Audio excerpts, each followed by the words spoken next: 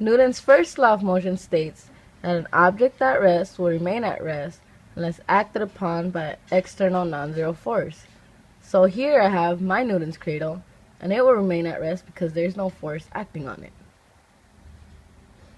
Newton's first law also states that an object in motion will remain in motion in a straight line at constant speed unless acted upon by an outside external force. So if I lift one bar, it should remain in motion.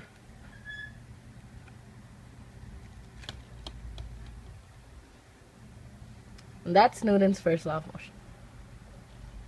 Hello. I certainly do hope you enjoyed my partner segments of the video explaining Newton's first and second laws.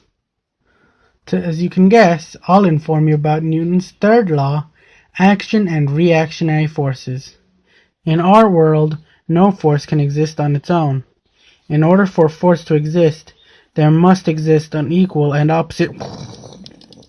At last, I found you, my equal and opposite being. Oh, perfect timing. I was completely coincidentally talking about equal and opposite forces. How amazing that this completely unscripted event transpired. Silence! You see, when you push on an object, it pushes back at you. I commanded you to be silent. Brah! As the cannon ignited, it created a force that pushed on the cannonball, propelling it forwards. The same amount of force, however, was also pushed onto the cannon, causing it to recoil, as was just seen. For every action force, Fa, there is a reaction force, Fb, and they are always equal. Christ, that hurt. You'll pay.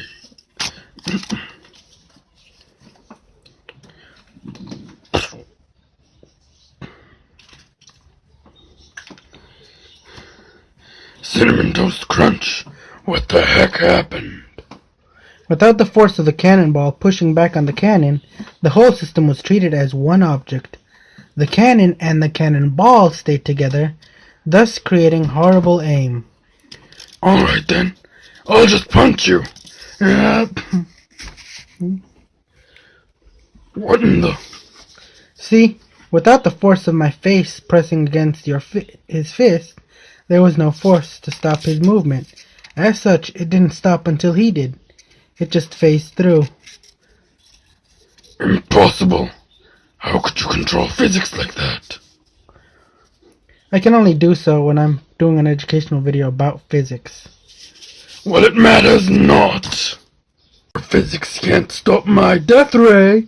Fire!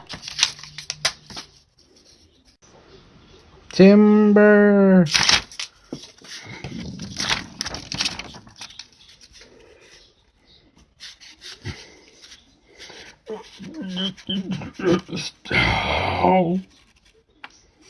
That was a huge amount of energy propelled out by your death ray.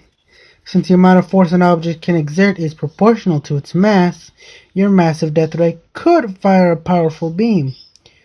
Also, due to how massive it is and the relatively weak beam it fired, it wasn't sent flying backwards. Instead, the recoil made it wobble and it fell over.